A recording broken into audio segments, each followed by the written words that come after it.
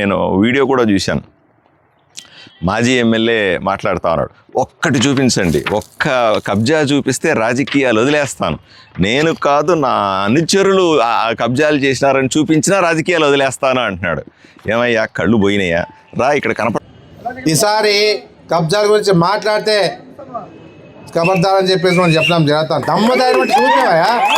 నువ్వు దమ్ము ఉంది కదా, నీ గవర్నమెంట్ ఉంది కదా, ఎక్కడైనా కబ్జాలు జరిగినాయని చెప్తే నేను రాజకీయాలకే దూరంగా ఉంటాను. ఏం శాతకాంతానంత ఊరికి 24 గంటల కబ్జా దౌర్జన్యము ఉంది కదా. నువ్వు నీ అనుచరులు కలిసి, నీ ప్రధాన అనుచరుడు, నీ కుడిభుజం లాంటి మనిషి వచ్చి ఇక్కడ కబ్జా చేసుకొని ఇంత పెద్ద కబ్జా కళ్ళ ముందు కనబడ. రోజు మేము మా భారతీయ జనతా పార్టీ నాయకులు, కూటమి నాయకులు అందరూ కూడా రోజుకొక కబ్జా మీరు చేస్తున్నది బయట పెడతా ఉన్నాం. ప్రభుత్వ భూమిని ఏ విధంగా బకాసురుల్లాగా దోచుకున్నారో రోజుకోటి చూపిస్తూ ఉన్నాం కదా. టీవీలో కనపడతలేదా? టీవీలు దయచేసి టీవీలు ఫాలో కావాలని, లేదా కనీసం యూట్యూబ్లన్నా ఫాలో కావాలని ఆయన కోరుకుంటా ఉన్నా. ఇప్పుడు ఇవన్నీ ఇంత కనపడతా ఉంది కదా, మరి సవాలు విసురుతున్నావురా, ఎప్పుడు రాజకీయాలు వదిలేస్తావు? నేను మాత్రం చెప్తాను, నువ్వు రాజకీయాలు వదలడానికి వీలు లేదు, నువ్వు రాజకీయాల్లోనే ఉండాలి.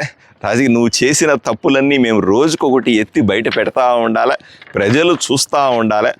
ఏ విధంగా అయితే ప్రజల్ని హింసించినావో, ఏ విధంగా అయితే ప్రభుత్వ స్థలాలు దోచుకున్నావో అవన్నీ కూడా నువ్వు రాజకీయాల్లో ఉండంగానే నీ కళ్ళ ముందే అన్నీ తీసి ఆదోనిలో భద్రంగా కంచెలేసి పెట్టి భవిష్యత్తు కోసం నిర్మించి ఆదోని బ్రహ్మాండంగా చేస్తాను. ఇవన్నీ కూడా నీ కళ్ళతోనే నువ్వు చూడాలి. నువ్వు వెంటనే రాజకీయాల నుంచి బయటికి పోవాలని కూడా నేను అనుకోవట్లేదు. నువ్వు నీ అనుచరులు చేస్తున్న దుర్మార్గాలను ఒక్కొక్కటి బయట పెడతా ఉంటే ఓర్చుకోలేక నువ్వు ఎలా ఇబ్బంది పడుతున్నావు నాకు అర్థమవుతా ఉంది. దయచేసి కొంచెం మనశ్శాంతిగా ఉండి చేసిన తప్పులకి కృష్ణారామ అనుకుని ఇంట్లో కూర్చొని నువ్వు కొంచెం దేవుడిని ప్రార్థిస్తూ మనశ్శాంతి పొందాలని, నువ్వు ఆయురారోగ్యాలతో హాయిగా ఉండాలని మనస్ఫూర్తిగా కోరుకుంటున్నాను. ఖాళీగా ఉన్నావు కదా, ఇప్పుడు కబ్జాలు ఏమి లేవు కదా, పెళ్ళింట్లో మనవాళ్ళు మనవరాళ్ళు ఉంటారు, ఆడుకోవచ్చు కదా, హాయిగా ఆడుకో, కాసేపు ధ్యానం చెయ్యి, మంచి ఆహారం తీసుకో, ఆరోగ్యాన్ని కాపాడుకో.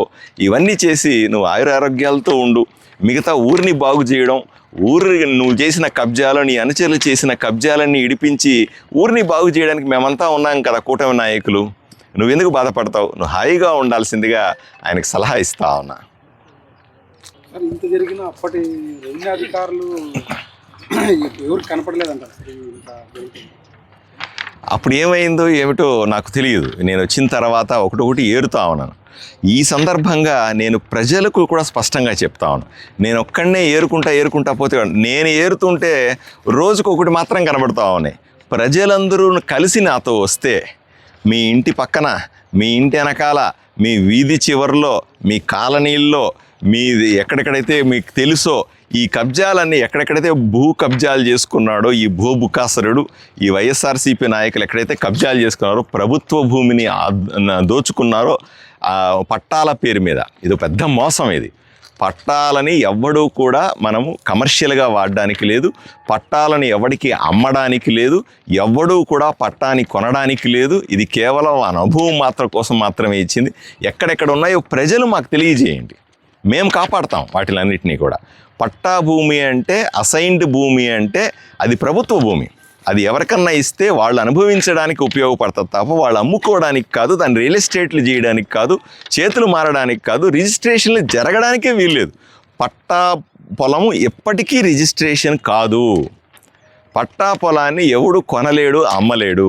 ఈ విషయాన్ని ప్రజలందరూ కూడా గుర్తు తీసుకొని మీ దగ్గర జరుగుతున్నటువంటి అక్రమాలన్నింటినీ కూడా, మీ ఇంటి దగ్గర ఉన్నటువంటి వైఎస్ఆర్సీపీ నాయకులు చేసినటువంటి కబ్జాలన్నింటినీ మాకు తెలియజేయాల్సిందిగా కోరుతా ఉన్నాం.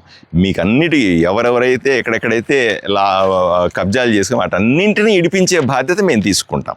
అలాగే ఊరు అభివృద్ధి చెందుతుంది, ప్రజలకు ధైర్యం వస్తుంది, ప్రజలకు నమ్మకం వస్తుంది. ఇవన్నీ జరగాల్సిందే.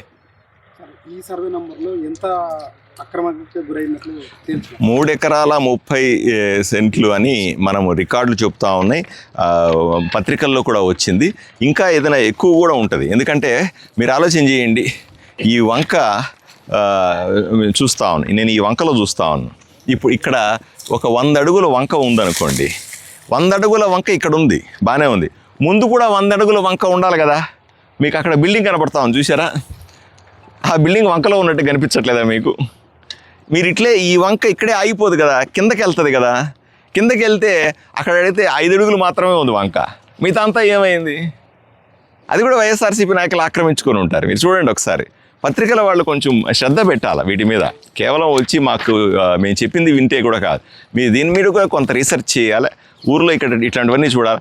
ఈ వంక ఎక్కడ మొదలైందో, ఎక్కడ పూర్తయిందో అంతా కూడా 50 అడుగులు వంక పోవాలి కదా. దీని గురించి కూడా ఆలోచన చేస్తాం. దీని గురించి కూడా పూర్తి వివరాలు తీసుకుంటాం మేము.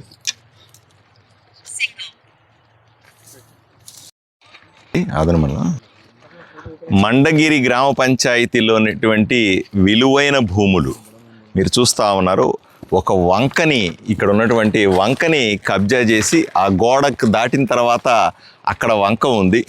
ఆ వంకలో నుంచి ఇక్కడి వరకు మనం ఎక్కడైతే నిలబడుకొని ఉన్నామో ఇక్కడ గోడ ఉంది. ఇక్కడి నుంచి ఇది హద్దు. ఈ హద్దును దాటి ఎన్ని అడుగులు చూడండి, సుమారు 50 అడుగుల లోపలికి ఆ మూల నుంచి ఆ మూల దాకా మొత్తం ఆక్రమించుకొని గోడ కట్టేసుకున్నారు.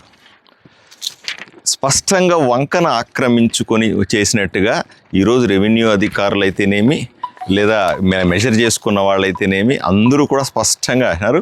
పత్రికల్లో వార్తలు కూడా క్లియర్గా ఫోటోలతో సహా వేశారు. తప్పనిసరిగా ఇది ఎవడబ్బ సొమ్ము అనుకుంటున్నారు? ఇది ఆదోని ప్రజల సొత్తు. ఇది ఆదోని మనము వర్షం వస్తే వంకలో నుంచి నీళ్లు బయటికి పోలేక ఇళ్ల మీదకి వచ్చేసి, ఇళ్లలోకి నీళ్లు వచ్చేసి ఎంత బాధపడతా ఉన్నారో మనం చూస్తూ ఉన్నాం. వంకలను కూడా ఆక్రమించుకొని విలువైన భూముల్ని ఈ రకంగా కబ్జా చేసేస్తే భవిష్యత్తు ఆదోనికి, నేను ఎప్పుడు చెప్తాను, నాకు ఒకే లక్ష్యం, అందమైన ఆదోనిని, అద్భుతమైన పట్టణాన్ని నిర్మించాలా అనేటి నా కళ. ప్రభుత్వానికి సంబంధించిన ఏ ప్రైవేటు ఆస్తుల గురించి మాట్లాడతలేదు. కేవలం వైఎస్ఆర్సీపీ నాయకులు ఆక్రమించుకున్నటువంటి ప్రభుత్వ స్థలాలని మాత్రమే ఏరికోరి దీన్ని అట్టిపెట్టాలనుకుంటున్నాం. ఇది భవిష్యత్తు అవసరాల కోసం నేను దీన్ని పెట్టుకోవాలనుకుంటున్నాం. రేపు ఎల్లుండి ఇంత విలువైన భూమి మండగిరిలో, ఇంత విలువైన భూమి బైపాస్ రోడ్లో, ఈ భూమిని మనం భవిష్యత్తులో ఏ అవసరానికి వాడకూడదు. అవసరం వచ్చినప్పుడు భూమి ఉండాలి కదా. తప్పనిసరిగా దీన్ని రేపే మనం పూర్తిగా వెనక్కు తీసుకొని ఆక్రమణను తొలగించి ప్రజా అవసరాల కోసం